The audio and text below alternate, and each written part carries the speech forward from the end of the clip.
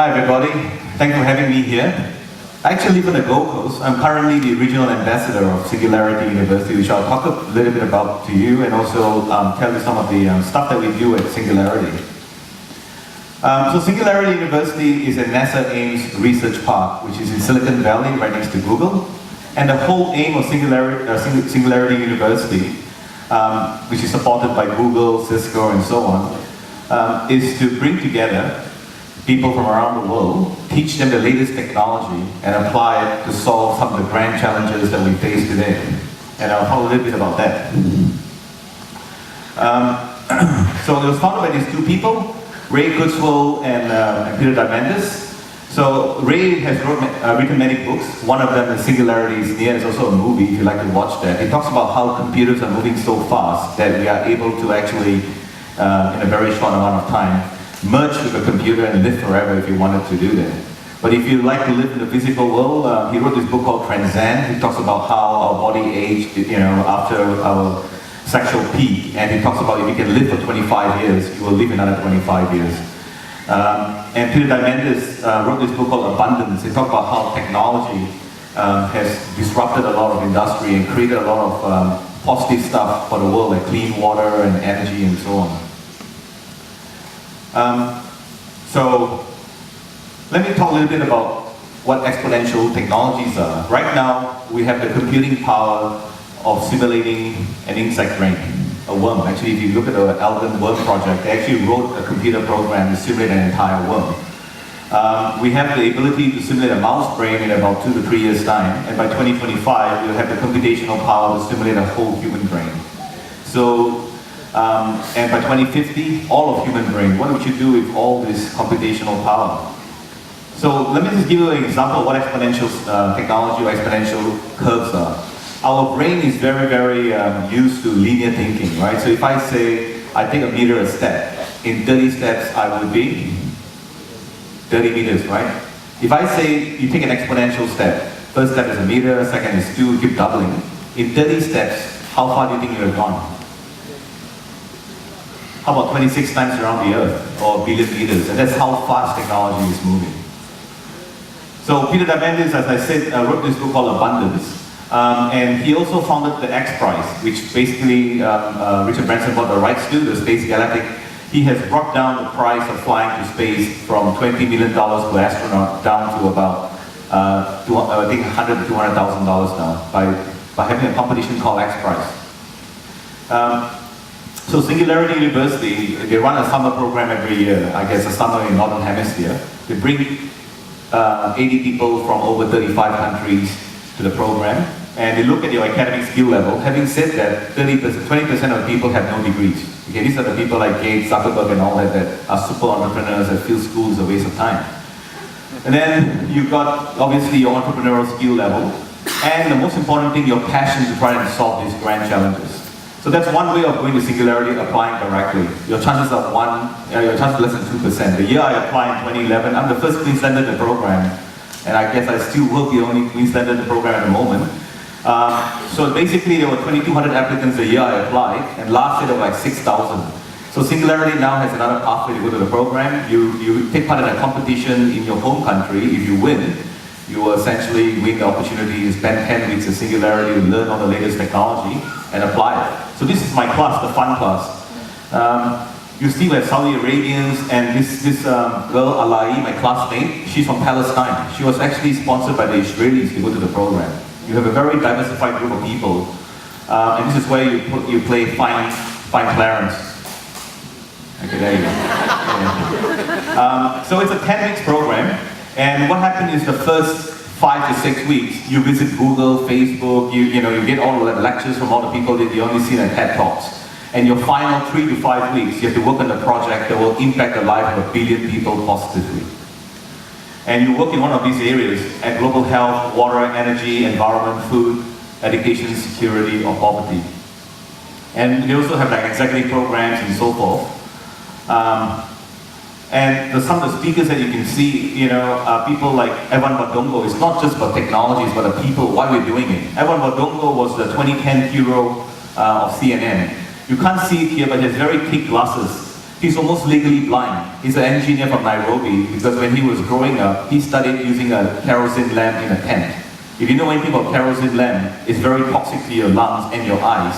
So when he became an engineer, he worked on basically a project that to create a solar lamp that you can charge during the day, and during the night you get light. So it's amazing stuff, right? And my classmates took a random snap photo of Steve Wozniak sitting behind me, the co-founder of Apple. And you get chances like this, meeting up with Steve on a one-on-one and so forth. The opportunity you get at Singularity is just totally amazing. And this guy that I didn't know who he was, I did the Asian thing and did the peace sign to him. He was the Chief Technology Officer of the White House. He has Obama's year. And what has his year right now is essentially the immigration issue in the US. I don't know whether you know this. If you are an Indian citizen, and you're studying in one of the top universities in the US, Stanford or Princeton or MIT, and you want to stay back and work there, you know how long you have to wait to get your green card, your residency? 70 years, 70. If you're Chinese, 20 years. So much so that the Silicon Valley venture capitalists who wants to fund them are getting desperate enough to actually build a floating platform 12 kilometers off the coast of California in international waters. Put them there and then it goes by ferry every hour. So I'm telling the Australian government we should suck all these guys in, right, into Australia so we can actually be more innovative. This is one of my heroes, Andreas Wiegand. He's the chief scientist of Amazon.com. Now he's back a professor at Stanford. Notice his t-shirt, because I put this slide on because of the geography information system stuff that you guys are doing. If you look at his t-shirt, he actually has a QR code. He gives his t-shirt to all his students at Stanford. So when you take a photo of a student and if a QR code reader in the camera, it will tell him where they are, and what time it was taken, and he can track them. This is Astro Teller. He is the chief of Google X, the guys who give you the Google glasses, the self-navigation car, and he talks about how at Google, it's really hard to get a job at Google. And he was talking about how in Google, if an engineer comes to him and says, I've got a fantastic idea, I want to work on it, he will say, mate, I will give you a 6 months bonus, forget about your idea. I'm like, why would you pay, get a really intelligent guy to work for Google and then tell him forget about your idea. He said, well, ideas are cheap, but implementing them are not. If the guy is not passionate about it, it's cheaper to pay him now than to wait 6 months down the track, comes back and said, oh, you know what, it doesn't work, and the whole team wasted all this time. And if he actually wants to do it, even if they say no, they will still do it. So, interesting. And then we visit NASA, obviously. We do NASA backstage tour at NASA Ames. A geek like me, amazing for me to actually walk into the supercomputer center and take photos in NASA. All those banks of computers. This is all the backup machines for NASA. And these are what the computer is actually used. They call a hyperwall. It simulates the whole space shuttle when it's taking off and the helicopter propellers and stuff like that. And what's happening is NASA, basically there are a number of companies that are going to the moon to mine the moon for helium and platinum. And NASA said that the good news is they can actually make Mars habitable, but they can never make the moon habitable, but there's enough water in the moon to get more energy back than you go there with. The only problem going to Mars is a project called Mars One in Europe. They're selecting people if you want to go to Mars. You can go to Mars, and live there, but it's a one-way ticket, you can't come back. Okay, and the other problem, obviously, the Martians are already there, and I'm not like it. So this is Google, and you get a lot of, Google bikes, Android headquarters for Google, the Google street mapping car. Amazing place, Google. Really enjoyed it. The best policy I love about Google is that you must not, you cannot be more than 150 feet from food and drinks from any office. Love that. Free. Facebook, on the other hand, the photos I can show you are the only ones you can see here because they're very restrictive. I didn't invest in Facebook because, as you can see, every time somebody Facebook lights up the connection, it's all blank here because it's banned in China. So let me talk a little bit about exponential technology. So 3D printing, you guys have heard of 3D printing, right? So a Stradivarius, right, is obviously is a very, very precious musical instrument because the craftsman is already passed on. But you could 3D scan this Stradivarius and 3D print every single nook and cranny of this violin and have an almost exact replica. Okay, so these are things that are coming. We can now 3D print on more than 100 different materials. And this year, you're going to see more 3D printers coming out, HP and so on, because the patents for the 3D printing has expired, which is what's been keeping it off. You can 3D print fabrics, you can 3D print a year, and very soon 3D print a hut. And my favorite, the chocolate. Hershey is actually 3D printing chocolate now, and this car is 3D printed. So the other thing is obviously merging your hardware to your wetware, your brain. So I always told my students at the university when I was teaching there, I said, if very soon you can back up your entire memory into a machine, right? So if you've got a crappy day, all you've got to do is boot up to a day that you feel great. Just don't forget to back up. So it's not that far-fetched because you've got a Google Glass, right? Right now the Google Glass, I have to look at the glass, read the information, my brain is to process it. So they're talking about directly interact humans to Mars. You basically can send sensors to Mars and you will be able to feel what you would have actually felt if you had gone to Mars. So the other thing is Watson. I'm not sure you heard of Watson. Watson is an artificial intelligence program developed by IBM. About 2.5 years ago, it defeated human contestants in the Jeopardy, a game show. And now, Watson is actually being used to diagnose cancer. It has read over 4 million pages of medical journal. I don't know whether your GP has read that many, but very soon, in the very near future, you might not even see your GP that regularly, I guess, with a $7 surcharge now. So this is Vinod Koshal. Okay, he's the co-founder of Sun Microsystems, holding my mobile phone actually because my friend in the Gold Coast developed this product that he has invested in. It's an ECG device for detecting your heart using the mobile phone. So you put your fingers on the phone, and essentially what happens is you take your heartbeat and it goes to the cloud and tell you if you're having a heart attack. It's really saved over 10 lives. Somebody on board a plane in the US had a chest pain, pilot refused to land. Doctor had this device, checked him and said, oh my God, this guy is having a heart attack, and they landed and saved him. Another person was using it, and the doctors were monitoring the data coming in, and they said, oh my God, this guy is having a heart attack. They called him and said, mate, you're having a heart attack right now, and saved him. So these are the technology that we are working on. And other areas of exponential growth, like Africa, right? And, you grow up from 2% mobile phone penetration to 70%. Just imagine, right? A Maasai warrior today in Nairobi Safari Park has access to more information than Bill Clinton did when he was the president. That has leveled the playing field. And essentially, I think most of you will remember when video cameras first came out, video players and so on. Your mobile phone does all this stuff now, right? All these devices are no longer, required. So this has leveled the playing field, and a guy in Africa can buy one of these phones for less than $100. They skipped the whole generation gap. I mean, I got this on a radio show in the US. Almost every device you see here, we don't need it on a mobile phone. The only two is the radar detector and I think the turntable. But everything else, right? You can use a mobile phone and you can replace every single device in here. So the other thing is information. Do you know that from the start of civilization, the first caveman painting till today, we generated 5 exabytes or 5 billion gigabytes of data. To today, to Harry Potter's book, to Da Vinci's code. How long do you think it takes us today, it's last year, 2013, to generate this amount of data? Remember, this is from civilization, start of civilization till 2003. How long do you think? 2 years. How about 10 minutes? Okay.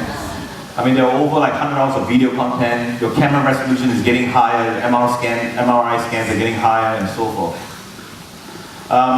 The other thing, I don't know whether you know, computers are growing really fast, doubling in size and speed and so forth, but whether the cost of sequencing your gene has fallen faster than Moore's law. It used to cost about $10 million 10 years ago. Today it's about $1,000. Why is this important?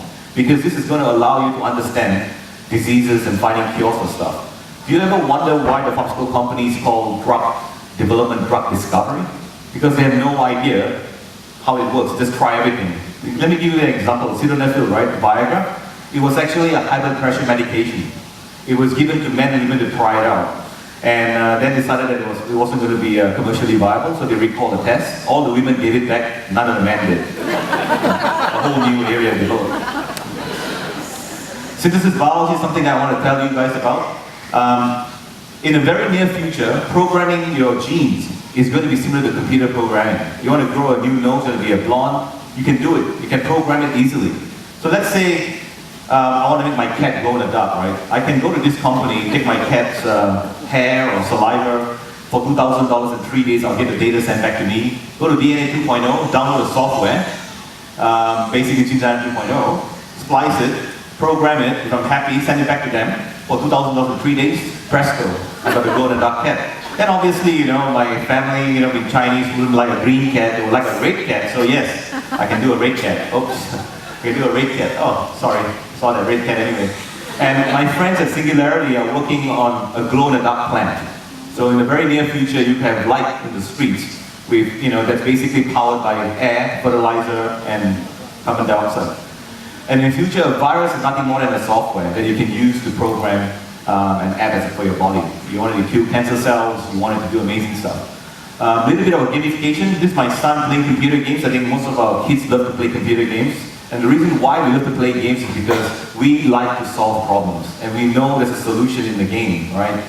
How can we make use of this? This is what we try to look at. So let me give you an example. The simplest gamification one is at Schiphol Airport in Amsterdam. So what they did was they stuck this sticker of a fly on a urinal.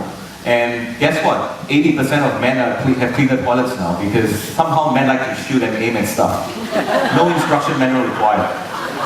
Now how about this one, right? So how many of you have got speeding fines? I guess not in Tableland. I guess if you're gonna go to Brisbane, you'll get a lot of fines, right? We get fined, right? But how come we don't get rewarded for not speeding? So this guy did something about it. Every time that you speed, you get fined. And it goes to a jackpot. Every time you don't speed, you get a draw into the jackpot. And you might win. So 22% less speeding tickets.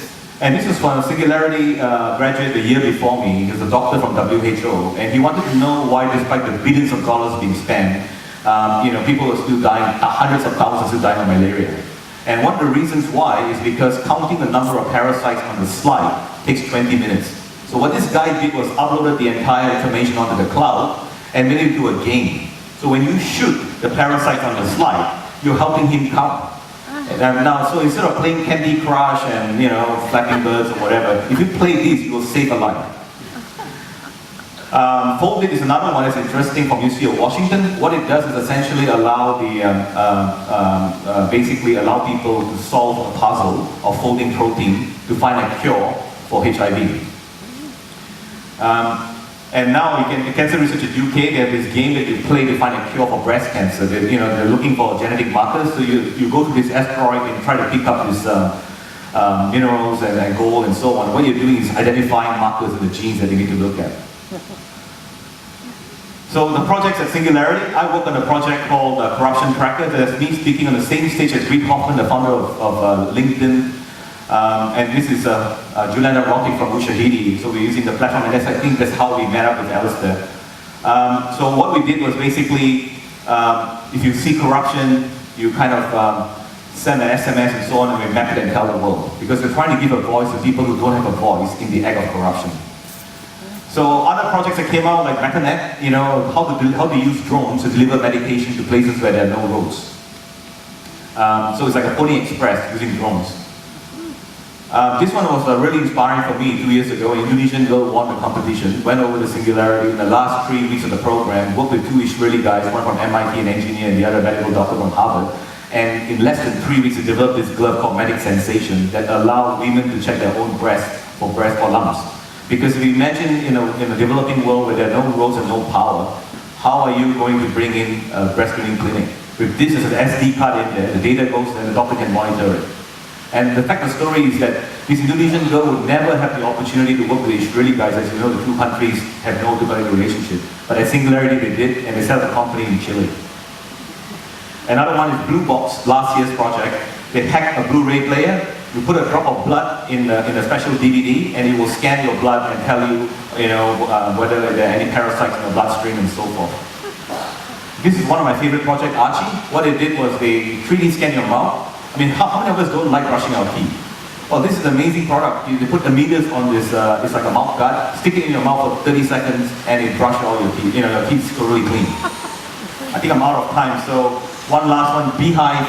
Basically what it does is essentially trying to save bees to save humans. So what it does is basically, that a lot of bees are dying because of exposure to fungicide and so forth, right? So they have sensors in here. If it touches, if they know that the bee has been exposed to the fungicide, it will shut the door on the bee. And if the hive has been compromised, it will shut the whole thing down. This is a company actually invested in singularity. If you guys have problem concentrating on doing work, try focus at will. Listen to the music for 45 minutes and your concentration power increased by 400%. Get Around it's a car sharing program. So, and also the first 3D printer in space is another singularity company. Let me quickly run through. Livestock and modern meadow. How about not killing an animal to get meat in future? Growing it, 3D printing it from stem cells. This is what singularity is doing. Growing leather and beef, and livestock is working on fish and chicken.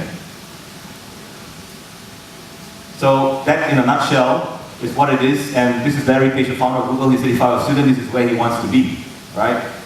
And last year's winner, Zazan Tam from Melbourne, went over there and he's working on a project, on the livestock project, on growing meat, fish and chicken from the machine. It's the runners-up from last year. Mark McConville is a comedian that I'm mentoring that's basically trying to use comedy to prevent suicide.